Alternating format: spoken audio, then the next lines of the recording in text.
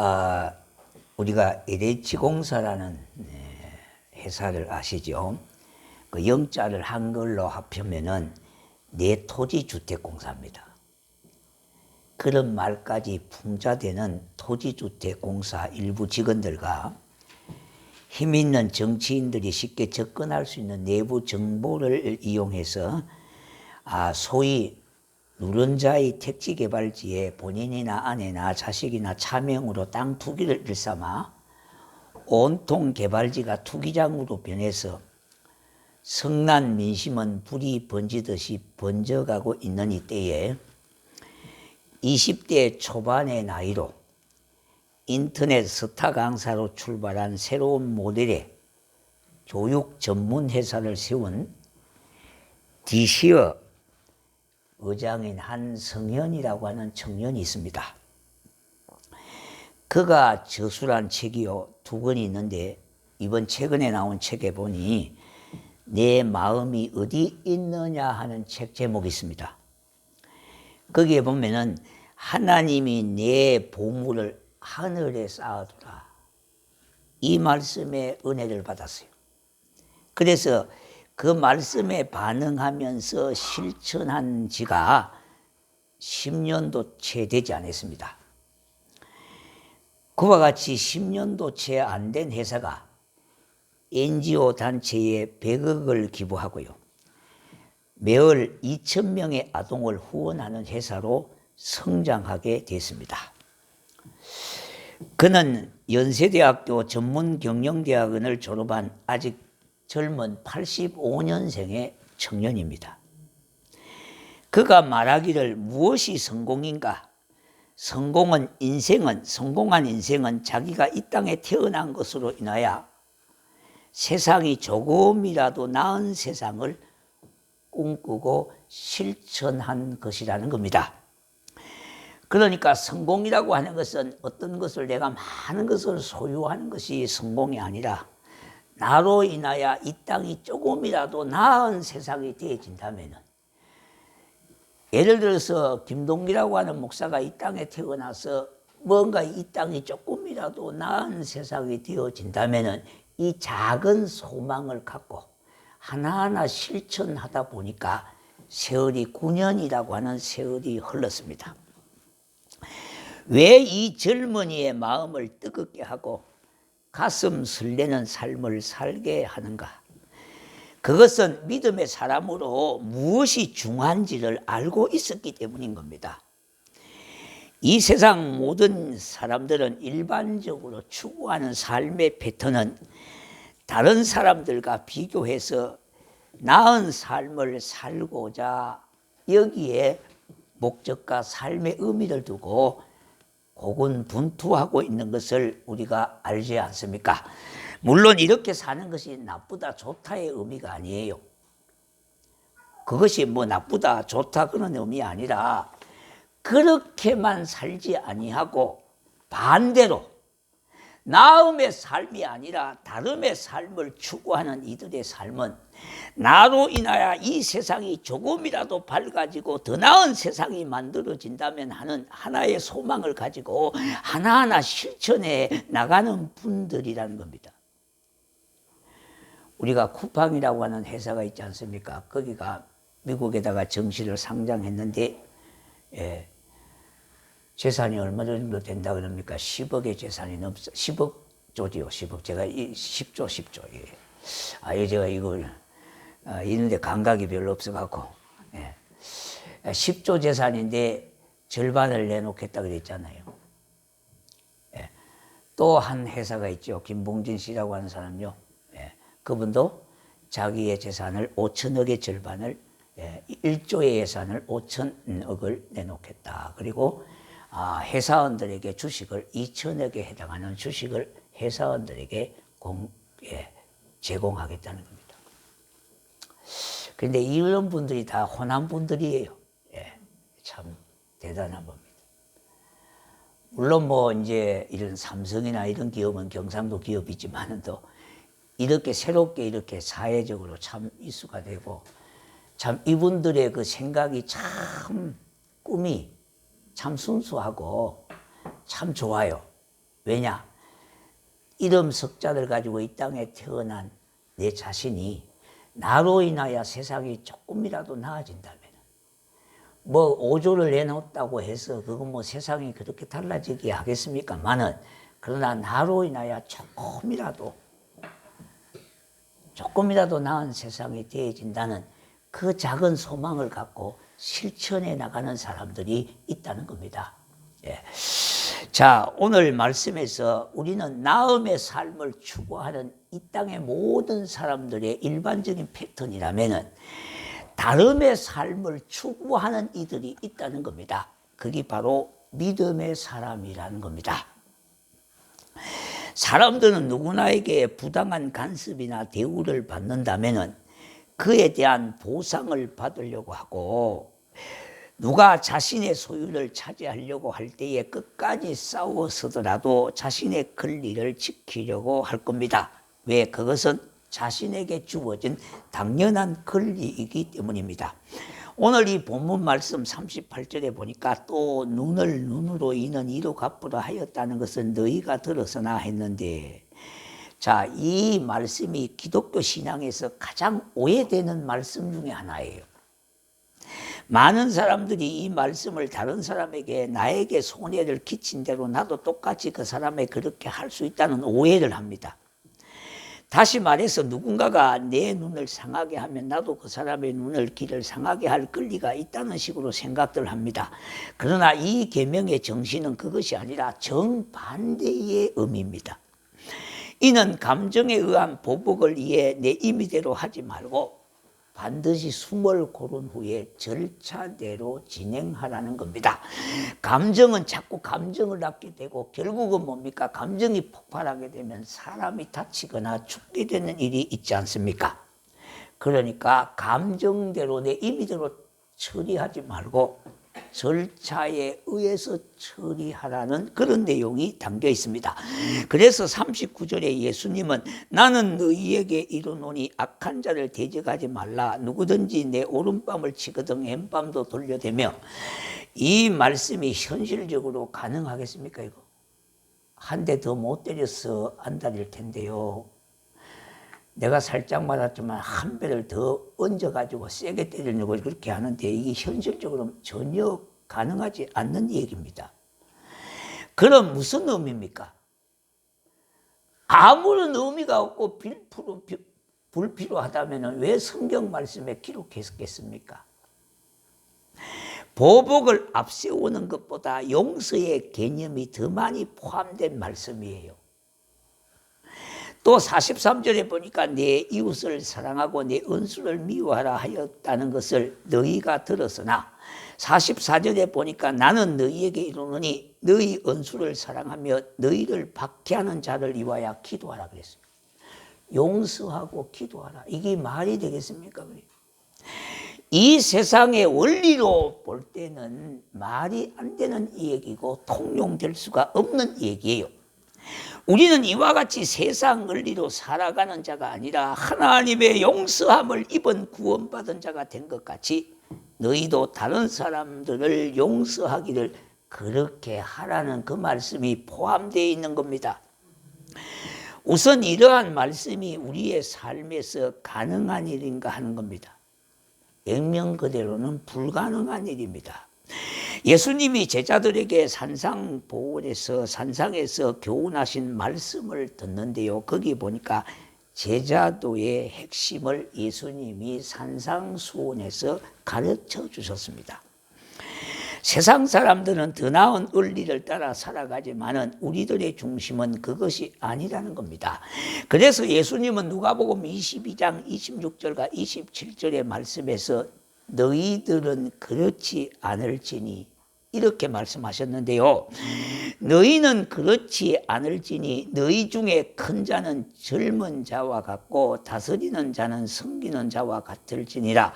앉아서 먹는 자가 크냐 섬기는 자가 크냐, 앉아서 먹는 자가 아니냐. 그러나 나는 섬기는 자로서 너희 중에 있느니라. 그렇게 말씀했어요. 이 세상의 가치관과 반대이지 않습니까? 세상은 부자가 대접받고요, 힘 있는 사람들이 인정받고 능력 있는 자들이 우대를 받는 것은 당연시 그렇게 하고 있지 않습니까? 당연하다고 우리가 받아들이지 않습니까? 그래서 세상은 자기 잘난 맛에 사는 것이고 자기 능력대로 자기 취향대로 사는 것을 우선하고 있습니다. 그런데 우리 예수님은 너희들은 그렇지 않을지니 그렇게 하셨어요. 창세기에 아브라함이 조카 롯과 대화를 하는 것을 보게 됩니다. 창세기 13장 7절에 보니까 그러므로 아브라함의 가축의 목자와 롯의 가축의 목자가 서로 다투고 또 가나안 사람과 브리스 사람도 그 땅에서 거주하였는지라 했어요. 아브라함이 조카를 데리고 사는 기간이 어느 정도 일정 기간 지나다 보니까 서로 재산이 늘어나게 되어졌다 이 말입니다. 그래서 종들 간에 서로 다툼이 생겼습니다. 왜냐? 목장 때문에요. 목초지 때문에 먹는 거 풀 때문에 결국은 뭡니까? 다툼이 생기다 보니까 13장 8절 9절에 아브라함이 조카 롯에게 말하기를 우리는 한 친족이라 너나 나나 내 목자나 서로 다투게 하지 말자. 내 앞에 온 땅이 있지 아니하냐. 나를 떠나가라. 네가 자하면 나는 우하고 네가 우하면 나는 자하리라. 이렇게 얘기했는데 이게 세상 원리로 맞는 말입니까? 작은아버지가 조카 보고 야 이제 내 곁을 떠나라. 너는 저리 가라 이러면 예 알았습니다. 그럼 가야 될 거 아닙니까? 그죠? 예. 그런데 선택권을 조카에게 주는 겁니다. 이게 세상 원리로는 안 맞는 말이에요. 이해가 안 되는 일 아닙니까? 롯에게는 아브라함이 작은 아버지니 네가 나를 떠나가라 이렇게 해도 얼마든지 될 수 있지 않겠습니까? 그러면은 동네 사람들이 누구 하나 아브라함을 보고 욕할 사람 하나도 없어요. 왜? 조카는 아브라함 때문에 먹고 살고요. 재산도 저렇게 늘어났는데 다 아는 건데 누가 거기에 대해서 비방을 하고 비난을 하고 욕할 사람이 있겠습니까? 그런데 선택권을 누구에게 줘요? 조카에게 주는 겁니다. 이것이 세상 원리는 전혀 이해가 될 수 없는 일입니다. 그런데도 그렇게 하지 아니하고 선택권을 먼저 조카에게 주는 겁니다. 아브라함은 그것에 오래 살다 보니까 어느 곳이 기름진 땅이고 어느 정도 물이 풍부한 땅이고 목초가 많은 걸 다 잘 알 것 아닙니까? 그럼에도 불구하고 내가 이곳으로 가겠다 너는 저곳으로 가라 그렇게 하지 아니하고 선택권을 조카에게 주는 겁니다. 조카야 네가 자하면 나는 우하고 네가 우하면 나는 자할 테니까 네가 먼저 선택해서 떠나라. 이거 있을 수 있는 얘기입니까 이거요?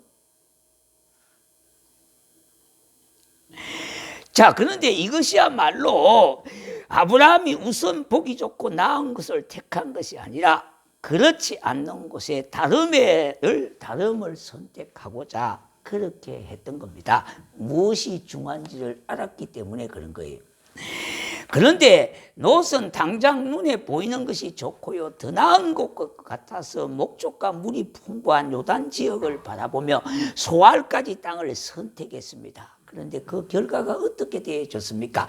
창세기 19장 23절부터 보니까 롯이 소알에 들어갈 때에 해가 돋았더라 그랬습니다. 운명의 이기는 바로 번창하고 유황으로 해가 질 줄 모르던 타락의 도시 소돔 고모라에 유황불이 쏟아지게 돼서 그 땅을 하나님이 심판해 버렸다 이 말입니다. 그러니까 조카 롯은 겨우 허겁지겁 뭡니까? 목숨만 겨우 건진 신세가 되어졌어요. 예. 우리에게는 우선 보이는 것이 전부가 아니라 보이지 않는 또 다른 길이 있으며 또 다른 손이 있으며 또 다른 것이 있다고 하는 것을 우리는 알아야 하겠습니다. 그것은 하나님의 손이 함께하는 길이 있음을 바라보는 믿음의 눈인 겁니다. 아브라함은 무엇이 중요한지를 알았으나 롯은 그것을 몰랐던 겁니다. 오늘날 목회자들이 담고 싶은 교회가 초대교회입니다. 초대교회 같은 교회입니다. 사도행전 2장 44절 46절까지 보니까 믿는 사람이 다 함께 있어 모든 물건을 서로 통용하고 또 재산과 소유를 팔아 각 사람의 필요를 따라 나눠주며 날마다 마음을 같이하여 성전에 모이기를 힘쓰고 집에서 떡을 떼며 기쁨과 순전한 마음으로 음식을 먹고 그렇게 했습니다. 이것이 초대교회의 모습입니다. 그런데요, 우리 나라에서도 이걸 시도 한번 해봤어요. 두레마을이라고. 두레마을이라고 이 마을이 이제 그런 공동체입니다. 더불어 사는 공동체라 해서 누구든지 거기에 노숙자들, 이렇게 청계천에 이제 노점상 하는 분들, 또 불량자들 이런 분들, 넉마주 옛날에 넉마 하는 분들이 있었잖아요. 종이죽기 후지 주는 사람들. 이런 사람들이 갱생을 위해서 한테 모아놓고 그렇게 일을 시킵니다. 농장에서 일을 시키고 거기에 임금을 지급을 하는데 그걸 공동으로 보관을 하게 하고 공동으로 쓰게 해요. 그런데 그게 초창기는 좀 잘 됐는데 나중엔 그게 안 되더라는 겁니다. 왜? 일은 적게 하고 돈 많이 가서 써버리고 술 먹고 이러니까 결국은 이게 이제 되지 않았습니다만은, 자, 이것이 초대교회의 모습이었어요. 유무상통한, 더불어 사는, 이건 내 것이 주장하지 못하도록 그렇게 살게 되어진 다름의 공동체도 있었다는 겁니다. 그런데 문제는 우리의 삶이 세상과 다름없는 삶을 가지다 보니까 오늘의 우리들의 교회가 여러 가지 문제로 얼룩지게 되어졌습니다. 교회도 교회로서의 본연의 임무가 있고 목적이 있는데 우리 교회들도 세상 원리를 자꾸 따라가다 보니까 교회가 세속화되어져서 타락해졌다는 겁니다. 그러다 보니까 많은 사람들에게 뭡니까? 비난거리를 자초한 경우도 있었어요.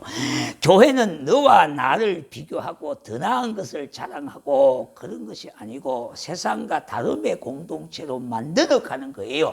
그러니까 교회는 예수 그리스도를 몸, 우리는 그의 지체예요.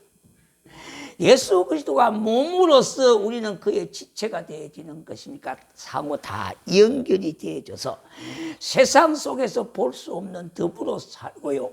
하나님 나라를 세워가는 백성으로 살아가는 그것이 소중하고 그것이 바로 세상 사람들하고 다름의 공동체를 만들어가는 겁니다. 지금의 현실로 교회에 안 좋은 모습들이 많아진 것은 그만큼 우리들의 삶이 세상 사람들과 다름이 없이 나음의 삶을 추구하는 성향이 많다 보니까 그만큼 교회가 세속화되어졌다는 겁니다. 이런 것들로 인하여 교회를 향하는 따가운 시선과 비난의 목소리가 높아지고 있다는 거예요. 물론 마귀가 교회를 좋아할 리가 없겠습니다만은도요. 그러나 이런 것들도 한 요소 중에 하나가 되어지겠습니다. 또 나음의 길이 아니라 다름의 길을 보여주는 말씀이 있습니다. 사울의 아들 요나단과 다윗의 마음이 하나가 되어졌다고 하는 거예요. 사무엘상 18장 1절부터 보니까요. 다윗이 사울에게 말하기를 마침에 요나단의 마음이 다윗의 마음과 하나가 되어 요나단이 그를 자기 생명과 같이 사랑하게 되어졌다고 했어요. 이 집안은 뭡니까? 원수의 집안이에요. 원수의 집. 사울의 집안과 다윗의 집안은 원수예요. 이들의 원수의 집안인데 마음이 하나가 되어졌다는 말이 무슨 말입니까? 이것이야말로 인간적으로 도저히 하나가 될 수 없음인데 가능한 것은 먼저 감동을 받은 것이 있어야 되지 않을까요? 그럼 어떤 점에서 감동을 받았겠습니까? 다윗의 믿음과 용맹에 감동되어 마음이 하나가 되어졌다고 봅니다. 그리고 다윗과 요나단의 나이는 차이가 있어요. 요나단이 나이가 많아요. 요나단은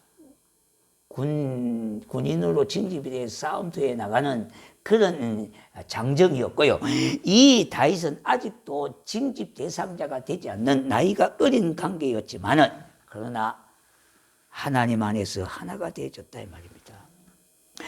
다시 말씀드린다면은요, 나이가 다르지만은 원수의 집안이지만은 영적 친구가 되어졌다는 겁니다. 그래서 요나단이 자기 생명과 같이 다윗을 사랑했어요. 여기서 자기 생명과 같이 사랑했다는 것이 어떤 의미인가요? 생명이 얼마나 소중합니까? 천하와도 바꿀 수 없는 것 아닙니까? 이것은 나는 죽더라도 다윗 너는 살아야 된다는 거예요. 이 세상에 이런 친구가 어디 있겠는가요? 우리는 친구를 사랑하고 동역자를 사랑하면서 한계를 넘지 못할 때가 많이 있지 않습니까? 친구도 이 정도까지는 사랑하는데 더 이상 한계를 느껴서 퍼지는 경우가 있지 않습니까? 마찬가지입니다. 교인들도 마찬가지요. 교인과 교인들끼리도 사랑한다고 하는 한계가 너무나 뭡니까? 짧다는 겁니다.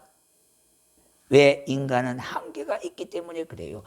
그런데 요나단은요, 다윗을 생명처럼 사랑했는데 그것은 자기 생명과 같이 사랑했다는 말과 이 사랑은 여인의 사랑보다도 더 깊이 사랑했다는 겁니다.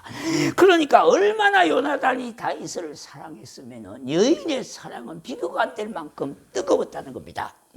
자, 성경에 보십시다. 요나단의 입장에서 이런 언약을 하기가 쉬웠을까요? 자, 요나단의 집안은 왕의 집안이요. 왕자의 왕자. 요나단은 왕자의 지금 신분이. 그런데 다윗은 목동 시골댁이 목동의 시골댁이. 예, 이게 신분의 차이가 이렇게 차이가 있어요. 이게 될 일입니까? 안 되는 일이에요. 그런데 서로 친구가 되어졌다고 하는 일이 가능하겠느냐 이 말입니다. 그러나 요나단은 가문이나 서펙을 따지지 않고 그 중심을 보았던 겁니다. 예. 한마디로 인간적인 장벽을 뛰어넘어 영적인 친구로 삼았던 그와 같은 것입니다. 사무엘상 23장 17절에 곧 요나단이 그에게 이르기를 두려워하지 말라. 내 아버지 사울의 손이 내게 미치지 못할 것이요 너는 이스라엘 왕이 되고 나는 내 다음이 될 것을 내 아버지 사울도 안다 하니라. 보세요. 이 정도예요. 이 정도. 그뿐만 아니라 사울의 아들 요나단과 다윗의 우정은요 목숨만이 아니라 왕의 자리도 나눌 수 있는 그와 같은 자리였다는 거예요. 이게 있을 수 있는 일이냐 이 말이에요. 우리 보십시오. 대통령도 서로 하려고 치고받고 있지 않습니까? 시장 자리도 서로 하려고 그렇게 경쟁하고 치고받고 이렇게 있는데요. 자기는 가만히 있어도 왕위의 입장에 오를 수 있는 임에도 불구하고 다윗에게 왕의 자리까지도 양보할 수 있고 내놓을 수 있는 이와 같은 관계였다는 겁니다. 이 일이 세상을 이로 볼 때에 설명이 가능한 일이겠습니까? 불가능한 일이 아닙니까? 그것은 무엇이 중요한지를 아는가 모르는가의 문제에 있습니다. 그렇다면 우리가 하나님 말씀에 이와 같은 삶을 위해서 먼저 두 가지를 준비해야 합니다. 하나는요, 작은 것을 소중하게 여며 가치를 둬야 돼요. 우리가 작은 것을 소중하게 여겨야 되는데 작은 것을 소중하게 여기지 못하는 경향이 있습니다. 사람들은 작은 것은 사소하게 생각해서 소홀하게 여깁니다. 우리가 길을 가다가 발에 걸려 넘어지는 것은 큰 바위에 걸려 넘어지는 법이 없어요. 아주 보일락 말락 하는 조그만한 돌에 걸려져서 가지고 발을 다친다든지 걸려 넘어지는 때가 있습니다. 왜 그렇습니까? 큰 바위는 앞에 크게 보이기 때문에 모두 피해갑니다. 그러나 적은 것은 보이지 아니하지만은 가다 보니까 결국은 걸려서 넘어지고 다치게 되어지는 거예요. 그러므로 우리 믿는 사람은요, 작은 것을 소홀히 취급하지 말아야 하겠습니다. 요한복음 6장에 보면은요, 5절과 7절에 보니까 예수께서 눈을 들어 큰 무리가 자기에게 오는 것을 보시고 빌립에게 이르시되 우리가 어디서 떡을 사서 이 사람들을 먹이겠느냐 하시니 6절에 보니까 이렇게 말씀하시면 친히 어떻게 하실지를 아시고 빌립을 시험하고자 함이라. 7절에 보니까 빌립이 대답하되 각 사람에게 조금씩 받게 할지라도 200데나리온의 떡이 부족하리이다. 그렇게 했어요. 그러니까 8절과 9절에 보니까 제자 중 하나 곧 시몬 베드로의 형제 안드레가 예수께 여짜오되 여기 한 아이가 있어 보리떡 5개와 물고기 2마리를 가지고 있나이다. 그러나 이 많은 사람에게 얼마나 되겠습니까? 그렇게 말합니다. 그런데 이 말씀의 핵심이 여기에 있습니다. 여기 한 아이가 있어. 여기 핵심입니다. 자, 앞에서 본 요나단에 비해서 다윗은 보잘것없이 초라한 사람이었어요. 키도 작고요, 나이도 어리고 시골떼기가 목동의 직업이니까 초라한 예모를 갖고 있어요. 그러나 그 소중하게 중심을 보았지 않았습니까? 여기에 시몬 베드로의 형제 안드레도 한 아이가 가지고 있는 그 떡 5개, 물고기 2마리, 그걸 보았다는 겁니다. 이에 제자들은 작은 것을 소홀히 여기는 경향이 있었는데 안드레는 여기 한 아이가 가지고 있는 보잘것없는 1인분의 양식에 주목한 겁니다. 이 작은 양의 양식이요, 이 작은 양의 양식이 우리 예수님의 손에 들려지니 5,000명이 먹고도 남는 기적의 밥상이 되어졌습니다. 자, 2번째는요, 서로가 주어진 자리에서 최선의 역할을 다하는 겁니다. 자, 보십시다. 베드로와 안드레는 형제가 아닌데 이들은 예양적으로 보면은요, 늘 베드로가 앞장서고 나대는 성격이 있어요. 베드로는 이 나댄다 하면 좀 그렇습니다만은 이 잘 나서기를 잘하는 그런 예양적인 성격이 누구냐? 베드로예요. 그런데 안드레는요, 똑같은 한 배수 형제가 아닌데, 그런데 이 안드레는 너무 대조적이에요. 그 베드로는 불같은 성향이 있는 자로서 우레의 아들이라 그래요. 우레의 아들. 제가 심호했던 교회에 권사님이 한 분 계셨어요. 지금도 살아계시는데요. 그분의 남편이 굉장히 성격이 불같았어요. 예, 그래서 불같이 화를 내다가 쓰러져 갖고 돌아가셨어요. 그래가 이제 2번째 재혼을 했는데, 예, 교회 다니는 분하고 했어요. 그런데 그 교회 목사님을 제가 알아서 물어봤어요. 어느 분하고 재혼을 하셨냐 하니까, 그래, 그 전에 그 분인도 집사님이었거든요. 근데 그 집사님도 잘 알아요. 그래서 그 집사님도 성격이 불과 같다고 그렇게 하는 거 알아요. 근데 재혼하는 남편은요, 여기 똑같아요. 천둥번개 같다는 거예요, 성격. 그러니까 불같은 남편이 돌아가시니까 2번째 맞다는 완전 천둥번개 같은 남편. 그래서 내가 성격이, 그거는 불은 아무것도 아니다. 완전히 천둥번개 같다. 그래서 제가 남편을 한번 봤거든요, 소개시켜서. 진짜 뭡니까? 혈기가 방야하고 건설업자라고 그러는데요. 이건 말도 못 붙인대요. 그냥 날아간답니다. 자, 그래서 이 베드로의 성격이 바로 우레의 아들이라고, 천둥번개치는 그와 같이 애양적으로 불과 같은 성격이. 그런데 안드레는 조용하고 차분한 성격으로 아주 소심한 점이 있는 성격이니 너무나 대조적이지 않습니까? 베드로는 한 번에 집에 설교에 3,000명이나 회개하고 주께로 돌아오는 놀라운 역사를 일으켰지만은도, 그런데 안드레는 그런 점이 한 번도 없어요.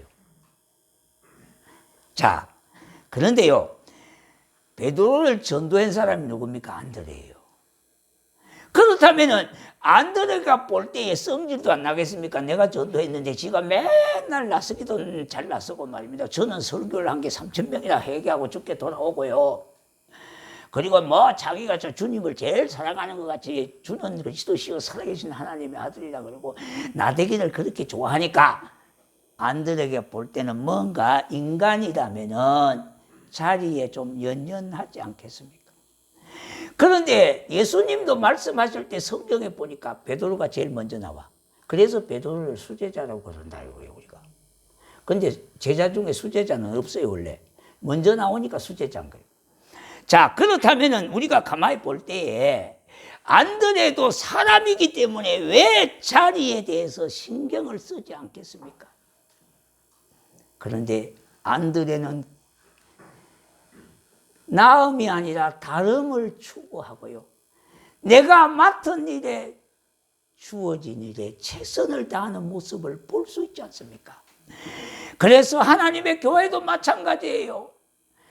내가 이런 일을 한다는 것은 똑같은 것이 아니라 다른 일을 하는 사람도 얼마든지 있다 이 말이에요. 모두가 하나님의 영광을 위해서 하는 일이라면 서로가 인정하고 주어진 일에 최선을 다해서 아름답게 열매를 맺어가는 것이 소중한 것이지, 우리는 저 사람이 나보다 뭔가 낫게 보인다고, 다른 사람들이 그렇게 생각한다고 자리에 연연하면 안 돼요.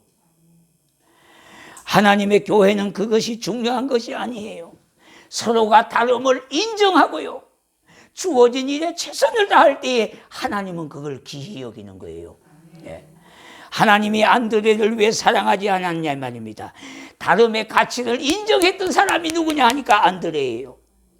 그러니까 그는 자기에게 주어진 일을 통해서 행복하게 되는 거예요.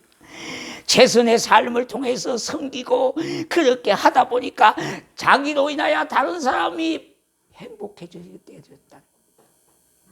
여러분, 이 안드레는요, 입으로만 섬기는 자가 아니에요. 막 말로만 그냥 해놓고 그냥 뒷감도 못한 사람이 아니라 차분하게 자기에게 주어진 일을 최선을 다할 때에 자기와 함께하는 사람도 행복했고요, 그 따뜻함을 느낄 수 있었게 했던 사람이 안드레예요. 베드로도 소중하지만은 안드레도 하나님은 소중하게 여겼었다는 것을 우리가 놓쳐서는 되지 않아요. 우리에게 주어진 작은 등불이지만은 그 자리에서 빛을 밝힌다면은 그 빛을 따라 길이 보이고 그 따뜻한 온기를 느끼는 사람들과 함께 행복하지 않겠습니까? 그러므로 우리는 큰 일이나 큰 빛의 사람이 아니더라도 내게 주어진 터전에서 환경에서 빛을 발하며 길을 밝히고 세상을 따뜻하게 하는 일에 우리의 작은 몫이지만 최선의 노력을 다하는 성도가 고귀하고 복된 성도가 되어지는 겁니다. 이와 같은 성도가 되기를 주의 이름으로 축원합니다. 우리 기도